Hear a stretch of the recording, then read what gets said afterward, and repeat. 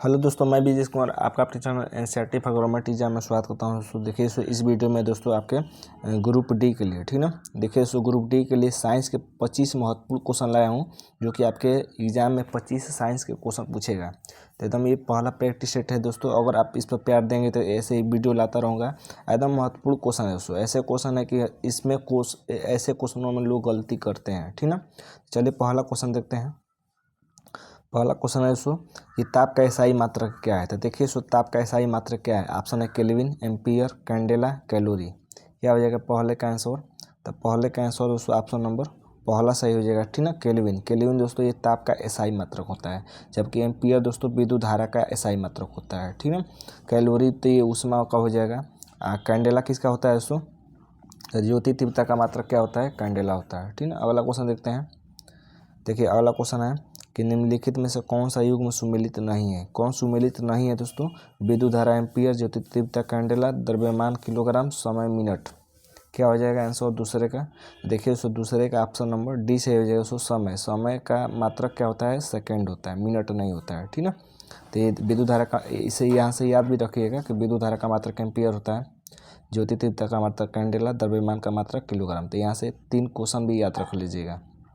अगला देते हैं। देखिए वीडियो अच्छा लगे तो लाइक और चैनल को लाइक और सब्सक्राइब जरूर करिएगा। ये आपके ऊपर है कि वीडियो अच्छा लग रहा है कि नहीं। 1 माइक्रोन बराबर कितना होता है। तो देखिए 1 माइक्रोन ऑप्शन है 10⁻³ मीटर, 10⁻⁵, 10⁻⁶, 10⁻⁷। क्या हो जाएगा तीसरे का आंसर। तीसरे का ऑप्शन नंबर सी से हो जाएगा। 1 माइक्रोन बराबर दोस्तों 10⁻⁻6 मीटर होता है। लेकिन दोस्तों अगर एक मेगा पूछे दोस्तों कि 1 मेगा बराबर क्या होता है, तो 1 मेगा बराबर 10⁻6 याद रखिएगा, ठीक ना। या माइक्रो कहे तो 10⁻6 याद रखिएगा। और मेगा पूछे तो 10⁻6, ठीक ना। तो ये माइनस है, यहाँ पर प्लस है, कन्फ्यूज मत होइएगा। अगला क्वेश्चन देखते हैं इसको। देखिए अगला क्वेश्चन है कि निम्नलिखित में से किस समूह की सभी राशियाँ सदिश है। तो कौन सी राशि सदिश है, यहाँ से एक क्वेश्चन पूछ सकता है आपके एग्जाम में कि कौन सदिश है अदिश है, ठीक ना। तो संवेग, त्वरण, बल, विस्थापन, भार, विद्युत धारा, विद्युत तीव्रता, बल, आघूर्ण और चुंबकीय क्षेत्र, उपरोक्त सभी। तो कौन सदिश है दोस्तों। देखिए चौथे का ऑप्शन नंबर डी से हो जाएगा, सभी दोस्तों ये सदिश राशियाँ हैं। देखिए यहाँ पर संवेग दिया है, त्वरण दिया है, सभी सदिश है, ठीक ना। संवेग जिसके भी अंत में अगर वेग लिखा हो दोस्तों तो सदिश राशि होती है। जैसे संवेग हो गया, आवेग हो गया, ठीक ना। इसके लास्ट में क्या लिखा है, वेग लिखा है। तो ये सभी सदिश राशि होती है, याद रखिएगा। संवेग P बराबर क्या होता है दोस्तों, P बराबर mv, यानी संवेग बराबर द्रव्यमान गुणे वेग होता है। सूत्र भी याद रखिएगा। त्वरण का मात्रा क्या होता है दोस्तों, तो मीटर प्रति सेकेंड स्क्वायर होता है। बल का मात्रक क्या होता है दोस्तों, न्यूटन होता है, एसआई मात्रक न्यूटन। 1 न्यूटन बराबर 10⁻5 अर्ग होता है, ठीक है। 10⁻7 अर्ग होता है, 7 अर्ग होता है, ठीक ना। 7 अर्ग होता है। देखिए ऐसे ही क्वेश्चन एकदम आपको आना चाहिए, कम से कम तो आना चाहिए, ठीक ना। विद्युत अभी पहला वीडियो है तो आपके लिए दोस्तों थोड़ा सा कम लेवल है। इसी जैसे ही वीडियो में और डालता जाऊँगा दोस्तों तो लेवल भी बढ़ता जाएगा। विद्युत तीव्रता, बल, आघूर्ण, चुंबकीय क्षेत्र, ये सभी क्या है, सदिश राशि है। अगला देते हैं इसको। अगला है कि निम्न में से किस समूह की सभी राशियाँ अदिश हैं। तो कौन सी अदिश राशियाँ, अदिश पूछा है, ठीक ना। तो समय, चाल, द्रव्यमान, ताप, दाब, ऊर्जा, आयतन, घनत्व, कार्य, उपरोक्त सभी। पांचवे का क्या हो जाएगा आंसर। पांचवे का ऑप्शन नंबर डी से हो जाएगा। उपरोक्त सभी दोस्तों ये अदिश राशियाँ, ठीक ना। समय भी अदिश है, चाल भी अदिश है, द्रव्यमान भी अदिश है। ताप का मात्रक क्या होता है, अभी हम लोग ने देखा था। ताप का मात्रक क्या होता है, केल्विन होता है, याद रखिएगा, केल्विन। दाब बराबर क्या होता है, तो दाब बराबर होता है बल बटा क्षेत्रफल होता है, बल बटा क्षेत्रफल। दाब का मात्रक क्या होता है, तो दाब का मात्रक पास्कल होता है, ठीक ना। पास्कल याद रखिएगा, ठीक ना। या न्यूटन प्रति मीटर स्क्वायर भी हो सकता है, न्यूटन प्रति मीटर स्क्वायर भी हो सकता है दाब का मात्रक। आयतन, घनत्व, कार्य का मात्रक क्या होता है उसको, कार्य एक का मात्रक जूल भी हो सकता है। कार्य बराबर क्या होता है, तो कार्य बराबर याद रखिएगा, कार्य बराबर होता है बल गुणे विस्थापन, यानी FH cos थीटा होता है। अगला देते हैं।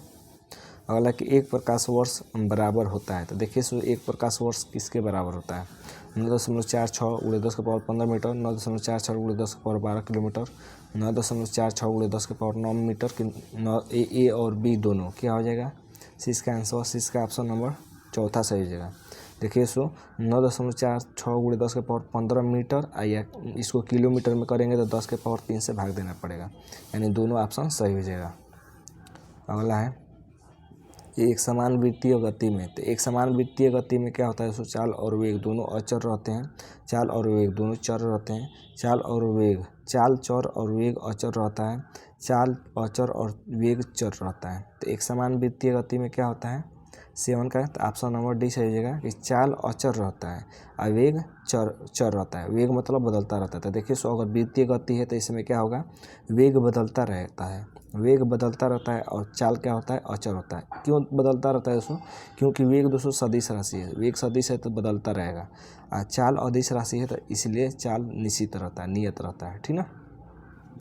अगला है दोस्तों कि यदि किसी वस्तु का वेग दुगुना कर दिया जाए तो संवेग दुगुना हो जाएगा, गतिज ऊर्जा 4 गुनी हो जाएगी, संवेग चौगुना हो जाता है, या ए और बी दोनों। 8वें का क्या हो जाएगा आंसर, तो 8वें का दोस्तों देखिए ऑप्शन नंबर डी सही हो जाएगा। अगर वेग दुगुना कर देंगे दोस्तों, वेग दुगुना कर देंगे तो संवेग भी दुगुना हो जाएगा। क्यों दोस्तों, संवेग का सूत्र क्या होता है, P = mv होता है। तो वेग को 2 से गुणा कर देंगे तो संवेग भी क्या हो जाएगा, 2 से गुणा हो जाएगा। गतिज ऊर्जा 4 गुनी हो जाती है। तो देखिए दोस्तों गतिज ऊर्जा का सूत्र क्या होता है, ½ mv² होता है, ½ mv²। तो वेग को दुगुना कर रहे हैं तो 2 का स्क्वायर करेंगे तो 2 का स्क्वायर कितना हो जाएगा, 4 हो जाएगा। तो ये भी क्या हो जाएगा, गतिज ऊर्जा भी 4 गुनी हो जाएगी। ऑप्शन नंबर डी सही हो जाएगा। जड़त्व का गुण, जड़त्व का गुण क्या होता है दोस्तों, प्रत्येक वस्तु में होता है, ये किसी किसी वस्तु में होता है, कि किसी वस्तु में नहीं होता है, कि केवल गतिशील वस्तु में होता है। 9 का क्या हो जाएगा आंसर, 9 का ऑप्शन नंबर पहला सही हो जाएगा, प्रत्येक वस्तु में होता है, ठीक है। जड़त्व का गुण प्रत्येक वस्तु में होता है। 10 नंबर देखिए, 10 नंबर है कि पृथ्वी तल से ऊपर या नीचे जाने पर गुरुत्वीय त्वरण का मान घटता है बढ़ता है, ऊपर जाने पर बढ़ता है, नीचे जाने पर घटता है, कि अपरिवर्तित रहता है। 10वें का क्या हो जाएगा आंसर, 10वें का ऑप्शन नंबर ए सही हो जाएगा, घटता है, ठीक ना। तो पृथ्वी तल से ऊपर या नीचे जाने पर गुरुत्वीय त्वरण का मान घटता है। अगला है दोस्तों कि किसी असंतुलित बल द्वारा किसी पिंड में उत्पन्न त्वरण, किसी असंतुलित बल द्वारा किसी पिंड में उत्पन्न त्वरण बल के व्युत्क्रमानुपाती होता है, बल के अनुक्रमानुपाती होता है, बल के प्रभाव से स्वतंत्र होता है, कि शून्य होता है। 11 का क्या हो जाएगा आंसर, 11 का ऑप्शन नंबर दूसरा सही हो जाएगा, बल के अनुक्रमानुपाती होता है, ठीक ना। तो किसी असंतुलित बल द्वारा किसी पिंड में उत्पन्न त्वरण क्या होता है, बल के अनुक्रमानुपाती होता है।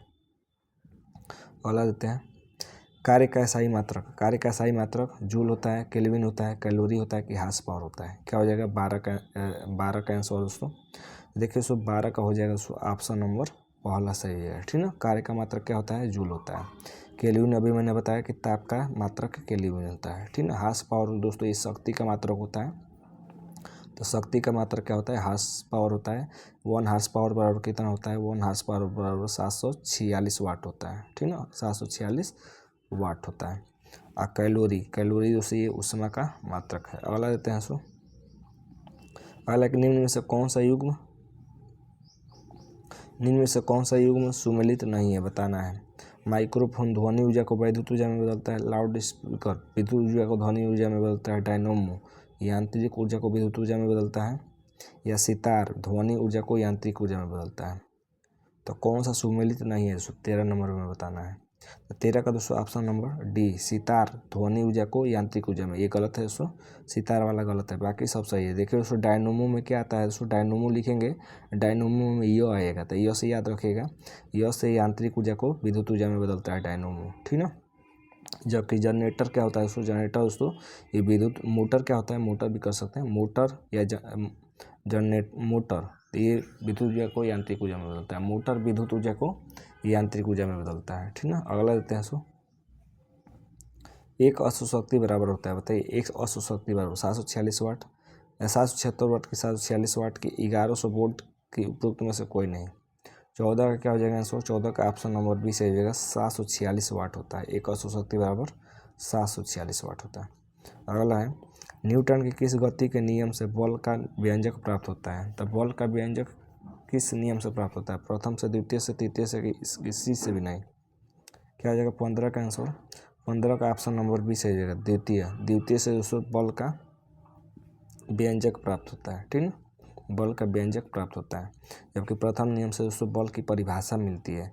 तृतीय नियम से दोस्तों बल लागू होता है, बल लागू होता है, ठीक ना। द्वितीय से दोस्तों व्यंजक प्राप्त होता है, व्यंजक मतलब F बराबर ma। अगला लेते हैं 16 नंबर है कि किसी पृथ्वी की सतह से ऊपर जाने पर दाब घटता है, बढ़ता है और परिवर्तित रहता है कि उपरोक्त में से कोई नहीं। क्या हो जाएगा 16 का आंसर? 16 का ऑप्शन नंबर पहला सही हो जाएगा, घटता है। जब पृथ्वी की सतह से ऊपर जाएंगे तो दाब क्या होगा दोस्तों? घटेगा। अगला है 17 नंबर है।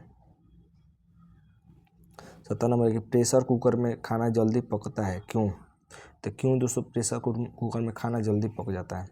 ऑप्शन है प्रेशर कुकर के अंदर दाब बढ़ने से पानी का क्वथनांक बढ़ जाता है। प्रेशर कुकर के अंदर दाब में कमी से पानी का क्वथनांक बढ़ जाता है। प्रेशर कुकर का आकार ऐसा होता है जिससे खाना जल्दी पकता है। उपरोक्त में से कोई नहीं। क्या हो जाएगा 17 का आंसर दोस्तों? तो 17 का दोस्तों ऑप्शन नंबर पहला सही हो जाएगा। प्रेशर कुकर के अंदर दाब बढ़ने से पानी का क्वथनांक बढ़ जाता है, ठीक ना, इसीलिए खाना क्या हो जाता है? जल्दी पक जाता है। तो याद रखिएगा कि पानी का क्वथनांक बढ़ता है दाब बढ़ने से। अगला लेते हैं 18 नंबर है कि अभिकेंद्रीय बल यानी सेंट्रीपिटल फोर्स का उदाहरण कौन है? पृथ्वी का सूर्य के चारों ओर चक्कर लगाना, इलेक्ट्रॉन का नाभिक के चारों ओर चक्कर लगाना, चौराहे पर मुड़ते समय साइकिल सवार झुक जाना के उपरोक्त में से कोई नहीं। 18 का आंसर 18 का दोस्तों ऑप्शन नंबर डी सही हो जाएगा। उपरोक्त सभी दोस्तों ये अभिकेंद्रीय बल के उदाहरण हैं, याद रखिएगा, महत्वपूर्ण है, ठीक ना। 19 नंबर क्वेश्चन कैसा लग रहा है सो जरूर कमेंट करके बताइएगा। अपना स्कोर भी बता सकते हैं कि 25 में से कितना नंबर आ रहा है। अपकेंद्रीय बल का उदाहरण है, तो अपकेंद्रीय बल का कौन सा उदाहरण है? दूध से मक्खन निकालना, कपड़ा सुखाने की मशीन का कार्य, या मौत के कुएं के खेल में मोटरसाइकिल सवार का घूमना, या उपरोक्त सभी। क्या हो जाएगा 19 का आंसर? 19 का दोस्तों ऑप्शन नंबर डी से उपरोक्त सभी, ठीक ना। अपकेंद्रीय बल का उदाहरण कौन है? तो सभी ये अपकेंद्रीय बल के उदाहरण है। दोनों याद रखिएगा, अभिकेंद्रीय बल और अपकेंद्रीय दोनों। 20 नंबर देखते हैं। 20 नंबर है कि पृथ्वी के तल का पलायन वेग 9.8 मीटर प्रति सेकंड स्क्वायर है, 6.4 10 के पावर 6 मीटर है, 11.2 किलोमीटर प्रति सेकंड है, 12.4 किलोमीटर प्रति सेकंड है। क्या हो जाएगा 20 का आंसर? 20 का ऑप्शन नंबर सी से हो जाएगा। 11.2 किलोमीटर प्रति सेकंड होता है पृथ्वी के तल का पलायन वेग, ठीक है। अगला है 21 नंबर। 21 नंबर है कि निम्नलिखित में से कौन सा सत्य है? सत्य बताना है। 21 नंबर में सत्य बताना है कि कौन सा सत्य है, ठीक ना। चंद्रमा पर गैसों के पलायन वेग का मान अतः वहाँ वायुमंडलीय कम होता है। मतलब कह रहा है कि चंद्रमा पर गैसों का पलायन वेग का मान कम होता है क्योंकि वहाँ पर वायुमंडल क्या होता है? नहीं हो पाता है। तो कौन सा सत्य ये बताना है, ठीक ना। ये तो सही है ना, ये सही है, ठीक ना, क्योंकि दोस्तों पलायन वेग का मान कम इसलिए होता है क्योंकि वहाँ पर वायुमंडल नहीं है। चंद्रमा पर पृथ्वी गुरुत्वीय त्वरण का मान पृथ्वी के मान का 1/6 होता है, ये भी सही है। कृत्रिम उपग्रहों का द्रव्यमान कम होने के कारण उसमें भारहीनता की स्थिति होती है, तो ये भी सही है। सो ऑप्शन नंबर डी सही हो जाएगा, ऑप्शन नंबर डी 21 का। 22 देख लेते हैं। 22 नंबर है कि निम्नलिखित में से कौन सा कथन सत्य है? कौन सा सत्य ये बताना है। वायुमंडलीय दाब का बैरोमीटर से मापा जाता है। बैरोमीटर का पाठ्यांक जब एकाएक नीचे गिरता है तो आंधी आने की संभावना होती है। कौन सत्य है ये बताना है 22 नंबर में, ठीक ना। अगला है कि द्रव का क्वथनांक दाब बढ़ाने पर बढ़ता है, उपरोक्त सभी। क्या हो जाएगा? तो देखिए सभी सही है, ठीक ना। पहला कह रहा है कि वायुमंडलीय दाब को बैरोमीटर से मापते हैं, तो सही है, याद रखिएगा इसको। बैरोमीटर का पाठ्यांक अगर एक नीचे गिरता है तो आंधी आने की संभावना होती है, ये भी सही है, ठीक ना। अगला है कि द्रव का क्वथनांक दाब बढ़ाने पर बढ़ता है, तो ये भी सही है। उपरोक्त सभी सही है, ठीक ना। ये भी याद रखिएगा, द्रव का क्वथनांक अगर बढ़ाएंगे तो दाब बढ़ाने से क्या होगा? बढ़ेगा। 23 नंबर देखते हैं कि पानी में तैरते हुए बर्फ के आयतन का कितना भाग पानी के ऊपर रहता है? महत्वपूर्ण है कि कितना भाग पानी के ऊपर होता है। 1/8, 1/9, 1/10, 1/5। क्या हो जाएगा 23 का आंसर? 23 का दोस्तों ऑप्शन नंबर सी से हो जाएगा 1/10। 1/10 पानी के ऊपर होता है। अगला है 24 नंबर। पानी की बूंदों के गोल होने का कारण है पलवन, कि पृष्ठ तनाव, केशिकात्व के उत्क्षेप, क्या हो जाएगा 24 का आंसर। तो 24 का दोस्तों ऑप्शन नंबर बी से जाएगा पृष्ठ तनाव। 25 निम्न में केशिकात्व का प्रमुख उदाहरण है, बताइए केशिकात्व का उदाहरण क्या है। ऑप्शन है दोस्तों लालटेन की बत्ती में तेल का ऊपर चढ़ना, ब्लॉटिंग पेपर द्वारा स्याही सूखना, गरम सूप का स्वादिष्ट लगना, या ए और बी दोनों। बताइए कौन सा आंसर होगा केशिकात्व का 25 का आंसर। तो 25 का ऑप्शन नंबर डी से हो जाएगा, ए और बी दोनों हो जाएगा कि लालटेन की बत्ती का ऊपर चढ़ना ये भी केशिकात्व का उदाहरण है, और ब्लॉटिंग पेपर द्वारा स्याही सूखना ये भी केशिकात्व का उदाहरण है, ठीक ना। ये गर्म सूप का स्वादिष्ट ये केशिकात्व का नहीं है, ये केशिकात्व का नहीं है, ठीक है। ये थे दोस्तों हमारे 25 क्वेश्चन कैसे लगे कमेंट करके जरूर बताइएगा। अपना स्कोर भी जरूर बताइएगा कि 25 में से कितना स्कोर आ रहा है, ठीक ना। तो आज के लिए बस इतना ही दोस्तों, धन्यवाद दोस्तों।